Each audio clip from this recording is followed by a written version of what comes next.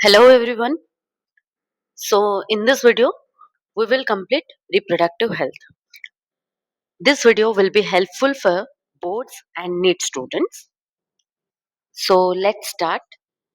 Reproductive health का मतलब ये है कि रिप्रोडक्टिव ऑर्गन्स का केयर करना.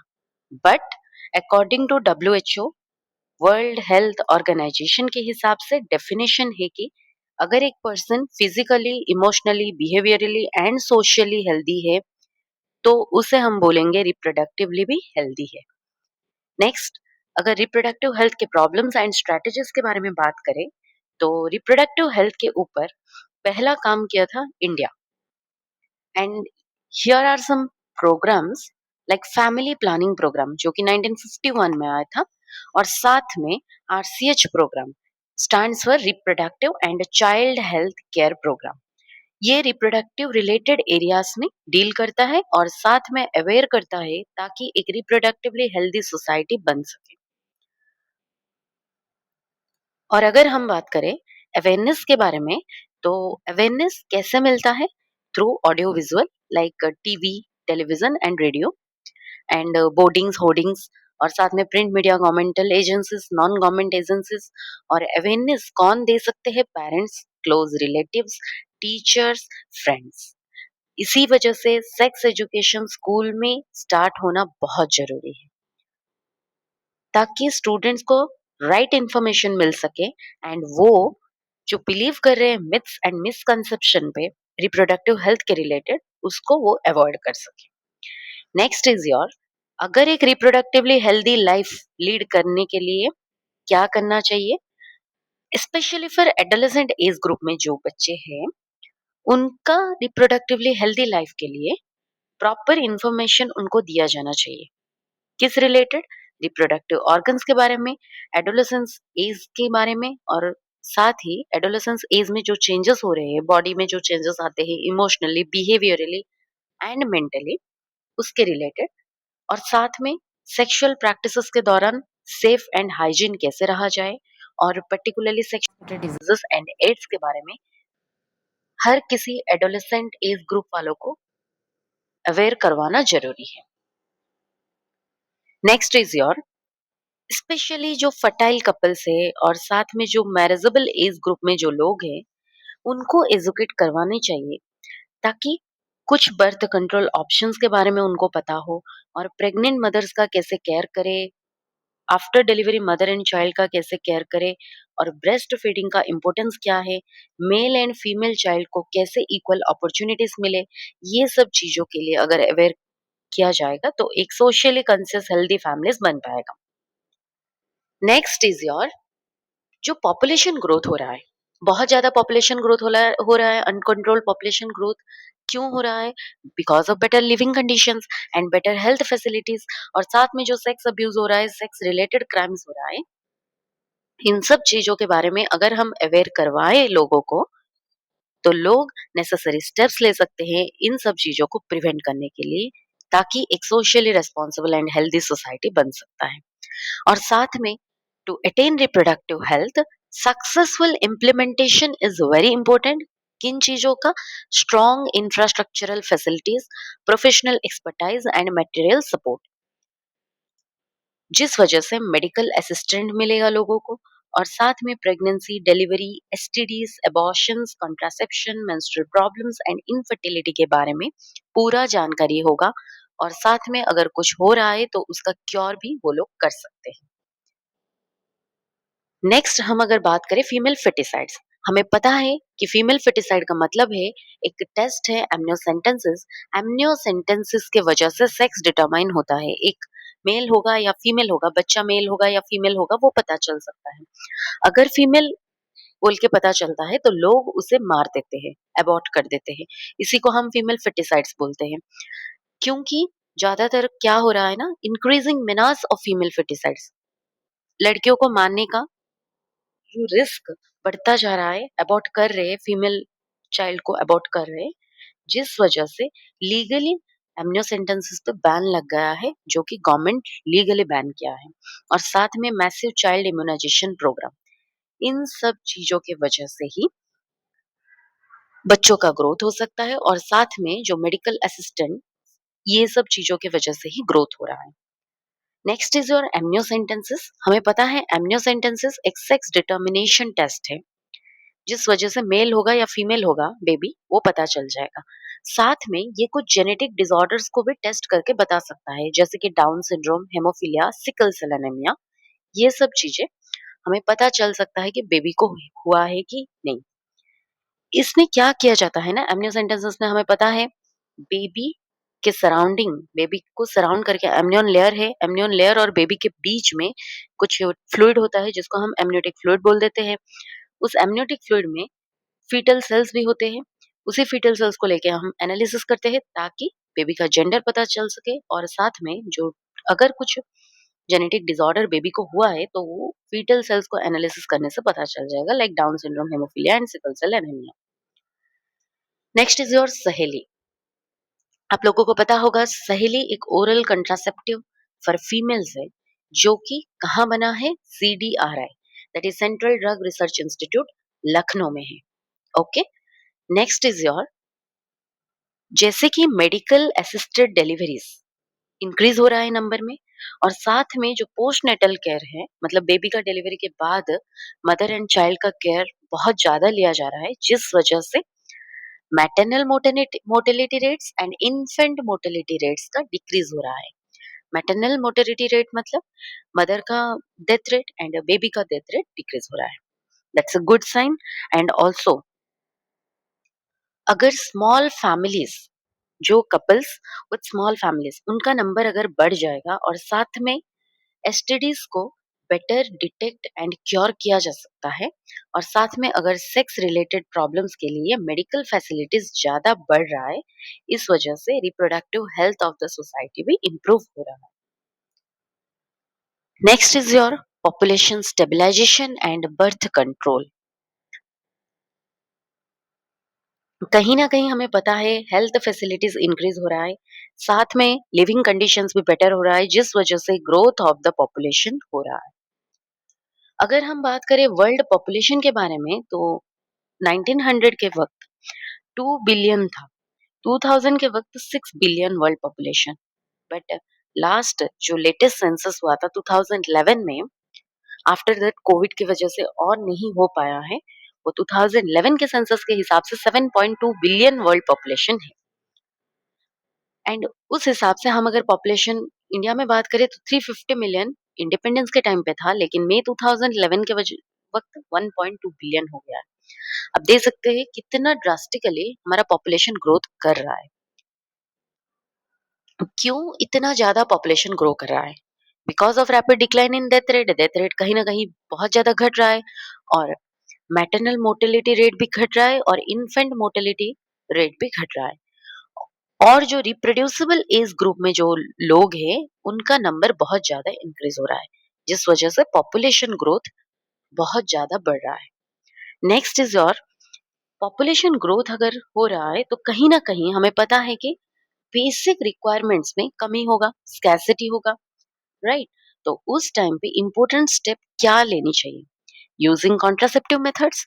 कॉन्ट्रासेप्टिव मेथड्स वो मेथड्स है जिनके थ्रू प्रेगनेंसी को डिले किया जा सकता है या फिर प्रेगनेंसी को रोक सकते हैं, राइट?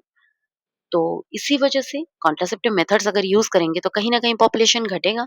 साथ में जो स्लोगन है हम दो हमारे दो, एंड साथ में अर्बन एरियाज में हम अगर बात करें तो वन चाइल्ड नॉर्म चल रहा है, एक ही बच्चा काफी है। और साथ में मैरिजेबल एज जो है फीमेल्स के लिए 18 years and for mails 21 years. And कुछ स्मॉल फैमिलीज को इंसेंटिव्स मिलता है गवर्नमेंट के थ्रू, तो जिस वजह से मोटिवेशन मिलता है कि स्मॉल फैमिलीज रखना चाहिए बोल के, ज्यादा पॉपुलेशन नहीं बढ़ानी चाहिए हमें। ऐसे हम पॉपुलेशन को भी चेक कर सकते हैं। नेक्स्ट हम आइडियल कंट्रासेप्टिव कब बोल सकते हैं? Ideal contraceptive is that contraceptive जो कि यूजर फ्रेंडली है। यूजर फ्रेंडली का मतलब यूजर को इजीली अवेलेबल भी है, यूजर इजीली यूज कर सकता है।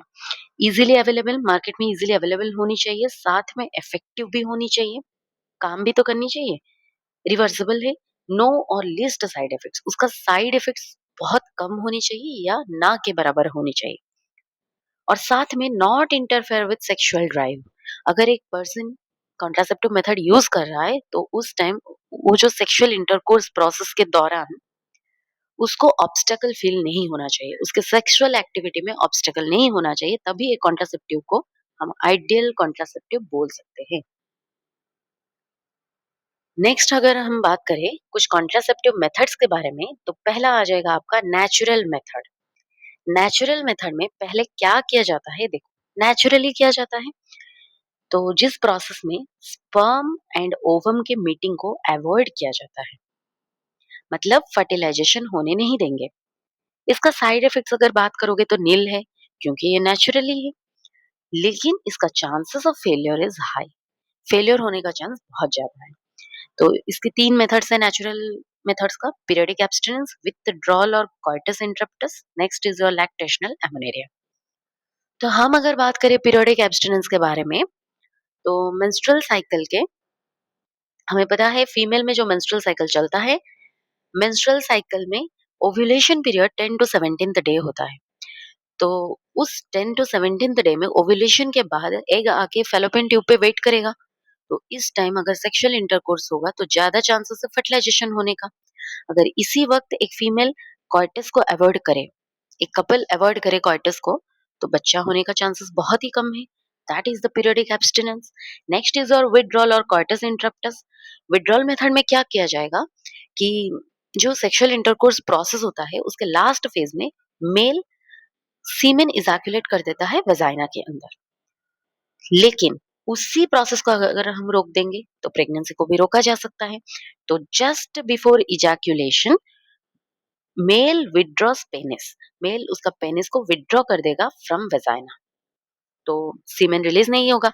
अगर सीमेन रिलीज नहीं होगा तो इंसेमिनेशन नहीं होगा, तो इम्प्लांटेशन नहीं होगा, तो प्रेगनेंसी तो नहीं होगा। Next is your lactational amenorrhoea. ये है आपका ड्यूरिंग इंटेंस लैक्टेशन, मतलब जो ब्रेस्ट फीडिंग पीरियड है आफ्टर पार्चुरेशन, बेबी बर्थ हो जाएगा, बेबी बर्थ के बाद जो ब्रेस्ट फीडिंग फेज होता है उस टाइम पे ओव्यूलेशन एंड मेंस्ट्रुएशन एब्सेंट होता है, लेकिन ये इफेक्टिव है अप टू 6 मंथ्स। जिस टाइम इंटेंस लैक्टेशन पीरियड है तो ओव्यूलेशन नहीं होगा, मेंस्ट्रुएशन नहीं होगा, अगर उस टाइम एक फीमेल सेक्सुअल इंटरकोर्स करे तो बेबी होने का चांसेस बहुत ज्यादा कम है। तो ये तीन आपका है नेचुरल मेथड्स। नेक्स्ट आपका कॉन्ट्रासेप्टिव मेथड में आ जाएगा बैरियर मेथड। बैरियर मेथड जो कि बैरियर की तरह काम करेगा बिटवीन स्पर्म एंड एग, जो कि स्पर्म को ओवम के साथ मीट करने नहीं देगा, मतलब फर्टिलाइजेशन नहीं होगा। बैरियर मेथड्स बोथ मेल्स के लिए भी फीमेल्स के लिए भी अवेलेबल है। पहला आ जाएगा कॉन्डम्स। कॉन्डम्स जो है वो थिन रबर और लैटेक्स में बना है। ये मेल में पेनिस को कवर करता है और फीमेल में सर्विक्स एंड वेजाइना को कवर करता है बिफोर कॉइटस, मतलब सेक्सुअल इंटरकोर्स के पहले ही इसको यूज करके सेक्सुअल इंटरकोर्स करना चाहिए। इसका अगर पॉपुलर ब्रांड के बारे में बात करें तो निरोध है for male, and also Nirodh is the Hindi name of condom. साथ में कॉन्डम्स जो है वो प्रिवेंट करता है फ्रॉम एसटीआईज एंड एड्स, मतलब sexually transmitted diseases and AIDS से भी बचाता है। ये डिस्पोजेबल है जो कि यूज करने के बाद फेंक देनी चाहिए। साथ में सेल्फ इंसर्टेड है। सेल्फ इंसर्टेड का मतलब है खुद आप खुद ही यूज कर सकते हैं। ओके, नेक्स्ट बैरियर मेथड आपका आ जाएगा diaphragm, cervical caps and vault. ये सभी फीमेल्स के लिए ही है, जो कि रबर से बना हुआ है। ये सर्विक्स को कवर करता है फीमेल्स में, ये भी बिफोर कॉइटस यूज करते हैं। ये भी ब्लॉक करता है एंट्री ऑफ स्पर्म, और साथ में रीयूजेबल है, जो कि बार बार यूज कर सकते हैं फीमेल्स। और ये सब चीजों को diaphragm, cervical caps and vaults को spermicidal creams, jellies and foams के साथ यूज करते हैं, ताकि ये जो जेलीज है ये क्या करते हैं ना, स्पर्म्स को किल कर देते हैं। Okay, so next is your IUD, जो कि इंट्रा यूटेराइन डिवाइसेस है। ये इंसर्ट किया जाता है बाय डॉक्टर्स। डॉक्टर्स कहाँ इंसर्ट करते हैं? यूटेरस के अंदर, थ्रू वेजाइना। ये वाइडली एक्सेप्टेड मेथड है इंडिया में। और यूटेरस के अंदर आईयूडीज स्पर्म्स को फैगोसाइटोसिस कर देते हैं, मतलब खा जाते हैं, टोटली डिस्ट्रॉय कर देते हैं। और जो आयोडीज है वो थोड़े बहुत कॉपर आयंस को रिलीज करते हैं। वो कॉपर आयंस स्पर्म मोटिलिटी को सप्रेस कर देते हैं और साथ में स्पर्म के जो फर्टिलाइजेशन कैपेसिटी है उसको भी सप्रेस कर देते हैं। डन। नेक्स्ट आपका सम एग्जांपल्स है, कुछ नॉन मेडिकेटेड आयोडीज है। एग्जांपल लिप्स लो, कॉपर रिलीजिंग आयोडीज जो कंटिन्यूअसली कॉपर रिलीज करते रहते हैं, कॉपर टी, कॉपर 7, मल्टीलोड 375। जो हार्मोन रिलीजिंग आयोडीज है वो है प्रोजेस्टेरोन एंड LNG-20। एंड साथ में आप देखोगे कि यूटेरस को अनसुटेबल बना देगा इम्प्लांटेशन के लिए। आयोडीज इम्प्लांटेशन करने नहीं देगा। डन। आप यहाँ देख सकते हैं ये है कॉन्डम जो कि मेल के लिए, और ये वाला कॉन्डम है फीमेल के लिए।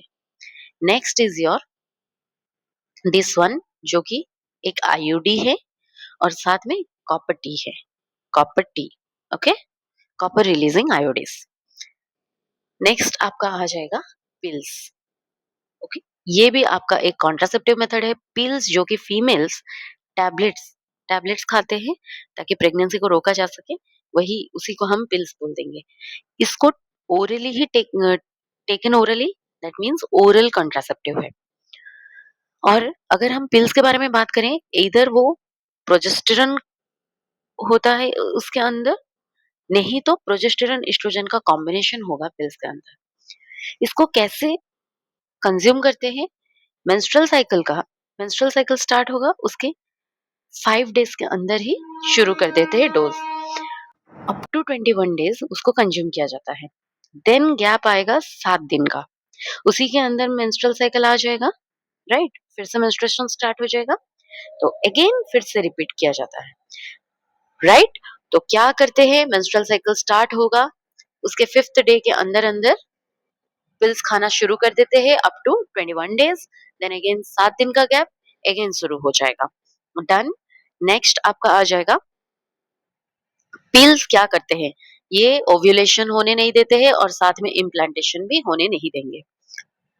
साथ में ये सर्विकल म्यूकस, मतलब फीमेल का जो सर्विक्स है उसके अंदर जो म्यूकस है उसके क्वालिटी को अल्टर कर देते हैं ताकि स्पर्म का एंट्री ना हो सके। और ये बहुत ज्यादा इफेक्टिव है, इसका साइड इफेक्ट्स भी बहुत कम है। सहीली एक ओरल कॉन्ट्रासेप्टिव है जो कि फीमेल्स यूज करते हैं, और ये सेंट्रल ड्रग रिसर्च इंस्टीट्यूट इसको बनाया है जो कि लखनऊ में है।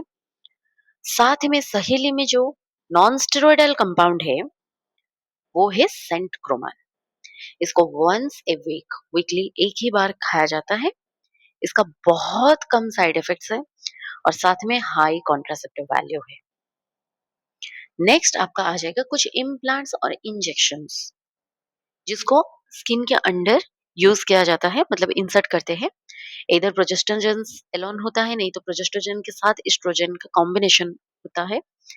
इसका मोड ऑफ एक्शन जो होगा पिल्स के जैसा ही काम करेगा, और इसका इफेक्टिव पीरियड बहुत ज्यादा लंबा है। हम अगर नेक्स्ट बात करें इमरजेंसी कॉन्ट्रासेप्टिव के बारे में, तो इमरजेंसी कॉन्ट्रासेप्टिव क्यों चाहिए? अगर किसी के साथ रेप हुआ है तो उस टाइम इमरजेंसी कॉन्ट्रासेप्टिव यूज करना चाहिए। साथ में अगर अनप्रोटेक्टेड सेक्सुअल इंटरकोर्स हुआ है तो उसके बाद क्या करनी चाहिए? विद इन 72 आवर्स आईओडीज को इंसर्ट किया जाता है ताकि ये इफेक्टिवली काम करे। ओके, कॉर्टस के 72 आवर्स के अंदर ही आईओडीज को इंसर्ट किया जाएगा तो इफेक्टिव होगा। Done. Next is your surgical method. हम अगर यहाँ देखें इम्प्लांट्स, ये आप देख सकते हैं, ये इम्प्लांट्स है। ओके, इसको स्किन के अंडर इंसर्ट किया जाता है। Next is your surgical method. हम अगर सर्जिकल मेथड के बारे में बात करें तो इसको स्टेरिलाइजेशन प्रोसेस बोलते हैं जो कि मेल और फीमेल के लिए, बोथ के लिए अवेलेबल है। ये टर्मिनल मेथड है। Why terminal method? हम अब तक जो भी पढ़े बैरियर मेथड्स के बारे में, जो भी कंट्रासेप्टिव मेथड्स पढ़ लिए, पिल्स हो या कॉन्डम्स हो, जो भी हो, वो सब स्पेसिंग मेथड्स है। स्पेसिंग का मतलब वो स्पेस देते हैं, एक बच्चा हो गया है उसके बाद और एक बच्चे के लिए जो स्पेस चाहिए तब हम यूज कर सकते हैं। और साथ में अगर किसी को अभी डिले करवानी है, बच्चा नहीं चाहिए, तो वो भी स्पेसिंग मेथड यूज कर सकते हैं। लेकिन टर्मिनल मेथड कब यूज करते हैं? जब टोटली अभी और बच्चा नहीं चाहिए, तो terminal method totally the and. Okay, और प्रेगनेंसी नहीं होगा, नो मोर प्रेगनेंसीज। ये ब्लॉक करता है गैमेट ट्रांसपोर्ट को, प्रिवेंट करता है कॉन्सेप्शन। लेकिन हम अगर बात करें ना, ये सब इफेक्टिव तो बहुत ज्यादा है, लेकिन कभी कभी ना प्रॉब्लमेटिक हो सकते हैं, कभी कभी मतलब बहुत रेयर चांसेस है कि फिर से प्रेग्नेंट हो सकते हैं। ओके, तो मेल में वैसेक्टोमी बोलते हैं और साथ में फीमेल में ट्यूबेक्टोमी बोलते हैं। मेल में क्या करते हैं ना, जो वास्ट डिफरेंस है, आप यहाँ देख सकते हैं, जो वास्ट डिफरेंस है उसको कट करके टाई कर दिया गया है, राइट। ओके, तो हमें पता है स्पर्म्स हमारा यहाँ बनता है, स्पर्म्स बन के यहाँ आ जाता है, यहाँ तक जाएगा, फिर मूव नहीं कर पाएगा, तो गैमेट ही ट्रांसपोर्ट नहीं होगा, तो प्रेगनेंसी कहाँ का होगा, राइट। ओके, और फीमेल में क्या करते हैं, वजाने के थ्रू जाके फैलोपियन ट्यूब को ही कट कर देते हैं। एग यहाँ से रिलीज होगा, यहाँ आएगा, लेकिन यहाँ से और आगे नहीं बढ़ पाएगा। अगर नहीं बढ़ पाएगा तो प्रेगनेंसी को रोक सकते हैं, right. This is the tubectomy. Tubectomy में, ट्यूबेक्टोमी फीमेल में होता है जो कि फैलोपियन ट्यूब को कट करके टाई कर देते हैं, और मेल में वैसेक्टोमी होता है जहां वास डिफरेंस को कट करके टाई कर देते हैं। डन। ओके, नेक्स्ट अगर हम बात करें तो कॉन्ट्रासेप्टिव मेथड्स का कुछ इल इफेक्ट्स भी है। जो साइड इफेक्ट्स हैं उसमें से एक है nausea, abdominal pain, breakthrough bleeding and irregular menstrual bleeding, साथ में ब्रेस्ट कैंसर, ये सब भी हो सकता है। साथ में आपका आ जाएगा एमटीपी। एमटीपी का मतलब simple abortion. Okay, medical termination of pregnancy. Medically हम क्या करेंगे, उसको टर्मिनेट कर देंगे प्रेगनेंसी को। तो ये इंटेंशनल है, हमें पता है हम कर रहे हैं, इंटेंशनल है, और साथ में वॉलंटरी, खुद के मर्जी से करते हैं। Termination of pregnancy before full term, बच्चा कंप्लीटली उसका जो 9 मंथ 10 डेज है वो कंप्लीट नहीं हुआ है, उससे पहले ही हम क्या कर रहे हैं, अबॉर्ट कर रहे हैं, इंड्यूस्ड अबॉर्शन इसीलिए इसको बोलते हैं। वर्ल्ड में 45 to 50 million MTP per year हो रहा है, और government of India legalised MTP 1971। 1971 में गवर्नमेंट ऑफ इंडिया लीगलाइज किया है एमटीपी को। व्हाई एमटीपी, एमटीपी करना क्यों जरूरी है? देखो, अगर अनवांटेड प्रेगनेंसीज है तो अनवांटेड प्रेगनेंसी को तो अनवांटेड प्रेगनेंसीज को अबॉर्ट करवानी जरूरी है, दैट्स एमटीपी। एंड साथ में अनप्रोटेक्टेड इंटरकोर्स हुआ है, या फिर कोइटस के वक्त कॉन्ट्रासेप्टिव, जो भी कॉन्ट्रासेप्टिव यूज किया गया है उसका फेलियर हो गया है, या फिर रेप केसेस है, या फिर अगर प्रेगनेंसी में मदर को प्रॉब्लम, मदर के लिए रिस्की है, या फिर बच्चे के लिए रिस्की है, या फिर मदर एंड बच्चे दोनों के लिए रिस्की है, तो उस टाइम हमें क्या करनी चाहिए, we will go for abortion, that is MTP. और एमटीपी कितने महीने तक सेफ है? Actually first trimester, okay, that is 12 weeks of pregnancy. Okay, first 3 months के लिए वो सेफ है। नेक्स्ट, एमनियोसेंटेंसिस एक टेस्ट है जिसके थ्रू सेक्स डिटरमाइन किया जाता है, एक अनबॉर्न चाइल्ड का सेक्स डिटरमाइन किया जाता है, वो मेल है या फीमेल है। अगर फीमेल बोल के पता चलता है तो लोग क्या करते हैं, उसको एमटीपी करवा के अबॉर्ट कर देते हैं, जो कि इलीगल है। नेक्स्ट अगर बात करें तो एसटीआई।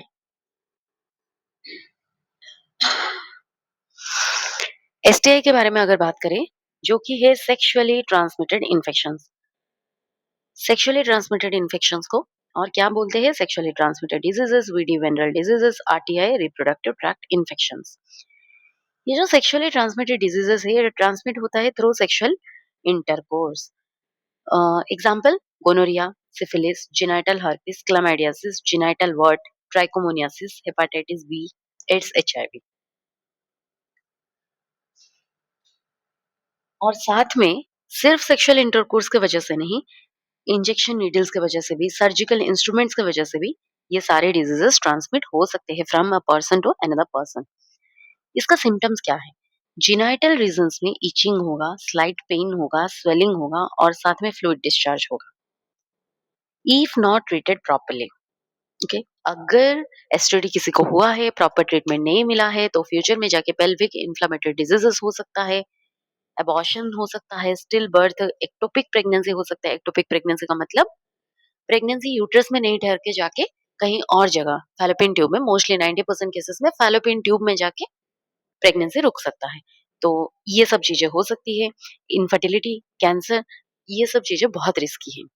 ओके, नेक्स्ट अगर हम देखें स्टडी बहुत ज़्यादा 15 टू 19 इयर्स एज ग्रुप में हो रहा है because of lack of awareness, because of lack of sex education. Next अगर बात करें इसका प्रिवेंशन क्या है? प्रिवेंशन है कि अवॉइड सेक्स विद अननोन और मल्टीपल पार्टनर्स। अगर कोई स्ट्रेंजर है या फिर मल्टीपल पार्टनर्स के साथ रिलेशनशिप नहीं रखनी चाहिए। और साथ में जब भी सेक्सुअल इंटरकोर्स किया जाएगा, use condoms. Next is the अगर कुछ पता चल रहा है कि कोई भी सिम्टम्स दिख रहा है तो go to qualified doctors, right. Next आपका आ जाएगा इनफर्टिलिटी। इनफर्टिलिटी का मतलब यही है कि एक कपल ट्राई कर रहे हैं विदाउट यूजिंग कॉन्डम्स, वो सेक्सुअल इंटरकोर्स कर रहे हैं और बेबी के लिए ट्राई कर रहे हैं, फिर भी 2 साल या 2 के बाद भी उनका बच्चा नहीं हो रहा है, तो उस केसेस में हम बोल देंगे कि इनफर्टिलिटी। इनफर्टिलिटी मेल में भी हो सकता है, फीमेल में भी हो सकता है। तो उस टाइम वो कपल क्या करेंगे? ऑब्वियसली मेडिकल असिस्टेंस का हेल्प लेंगे ना बच्चे के लिए। तो couples could have children through ART. बहुत सारे टेक्निक्स है जिन टेक्निक्स की वजह से वो बच्चा कर सकते हैं। एआरटी टेक्निक्स उन्हें बोलते हैं, असिस्टेड रिप्रोडक्टिव टेक्नोलॉजीज। उसमें पहला आ जाएगा आईवीएफ। आईवीएफ का फुल फॉर्म है इन विट्रो फर्टिलाइजेशन, जो कि फर्टिलाइजेशन लैब में होगा। उसके बाद एम्ब्रियो को ट्रांसफर कर देंगे, तो टेस्ट ट्यूब बेबी प्रोग्राम भी बोलते हैं। तो ओवम ओवम को वाइफ से या फिर किसी और डोनर से, अगर वाइफ में कोई दिक्कत है तो और कोई भी डोनर से कलेक्ट करेंगे एग को। फिर स्पर्म्स को कलेक्ट करेंगे या फिर हस्बैंड से, या हस्बैंड में कोई दिक्कत है तो और कोई स्पर्म डोनर से कलेक्ट कर देंगे। तो ओवम और स्पर्म कलेक्ट हो गया, लैब में ही जाइगोट बनाएंगे। अप टू 8 ब्लास्टोमियर जब हो जाएगा तब ट्रांसफर कर दिया जाएगा फैलोपियन ट्यूब के अंदर। फिर एम्ब्रियो का ट्रांसफर होने के बाद वो नॉर्मली ग्रो करेगा। नेक्स्ट आपका आ जाएगा जिफ्ट। जिफ्ट में क्या हो रहा है? हाँ, और एक बात, आईवीएफ में इसीलिए एम्ब्रियो को ट्रांसफर करने से और कोई दिक्कत नहीं हो रही क्योंकि जो फैलोपियन ट्यूब है वो सुटेबल है बच्चे को ग्रोथ करवाने के लिए। लेकिन कहीं ना कहीं एग प्रोडक्शन में या फिर क्वालिटी एग बॉडी में शायद नहीं होगा, इसीलिए आईवीएफ टेक्निक पे जा रहे हैं। Okay, next is your gift. Gift का मतलब जाइगोट इंट्रा फैलोपियन ट्रांसफर, मतलब जाइगोट को बनाओ उसके बाद उसको ट्रांसफर कर दो फैलोपियन ट्यूब में। तो इसमें क्या होता है देखो, एम्ब्रियो विद मोर देन 8 ब्लास्टोमेर्स, मतलब यहाँ पे क्या हो रहा है, जाइगोट जो बन रहा है वो 8 ब्लास्टोमेर से क्रॉस कर देगा, उसके बाद उसको डायरेक्टली लेके यूटेरस में इम्प्लांट कर देंगे, जिसको हम बोल देंगे intra uterine transfer. Embryo transfer also occur in this process. Done. Next आपका आ जाएगा गिफ्ट। गिफ्ट क्या है? गैमेट इंट्रा फैलोपियन ट्रांसफर, मतलब गैमेट को ट्रांसफर किया जाएगा, ओवम एंड स्पर्म को ट्रांसफर किया जाएगा। ओवम को डोनर से कलेक्ट किया जाएगा। इसमें क्या होता है, दो फीमेल्स, एक फीमेल एक फीमेल बॉडी से ओवम को कलेक्ट किया गया, दूसरे फीमेल बॉडी में ट्रांसफर किया जाएगा, दूसरे फीमेल के फैलोपियन ट्यूब में ट्रांसफर कर दिया जाएगा उस एग को। फिर नॉर्मल जैसे ग्रो होना चाहिए वैसे ग्रो होगा। Next is your ICSI, intra cytoplasmic sperm injection, जिसमें स्पर्म को डायरेक्टली लैब में ओवम के अंदर इंजेक्ट किया जाता है, दैट इज आईसीएसआई टेक्निक। उसके बाद एम्ब्रियो फॉर्म होगा। Done. Next is your artificial insemination technique, जिसमें क्या होता है, सीमेन को कलेक्ट किया जाता है इधर हस्बैंड से और फिर हेल्दी डोनर से। उसके बाद उसको इंट्रोड्यूस किया जाता है वजाइना या फिर यूटेरस के अंदर। अगर किसी का लो स्पर्म काउंट है, अगर मेल बॉडी में, अगर हस्बैंड के बॉडी में लो स्पर्म काउंट है, तो फिर वो किसी स्पर्म डोनर के थ्रू आर्टिफिशियल इंसेमिनेशन करवा सकते हैं। या फिर जो मेल पार्टनर है उसमें एबिलिटी नहीं है फीमेल को इंसेमिनेट करवाने के लिए, तो उस केसेस में भी हम आर्टिफिशियल इंसेमिनेशन टेक्निक को अपनाया जा सकता है। डन। तो this is your whole reproductive health. I hope आपको अच्छा लगा वीडियो। अगर अच्छा लगा तो लाइक शेयर सब्सक्राइब जरूर कर देना, and thank you so much.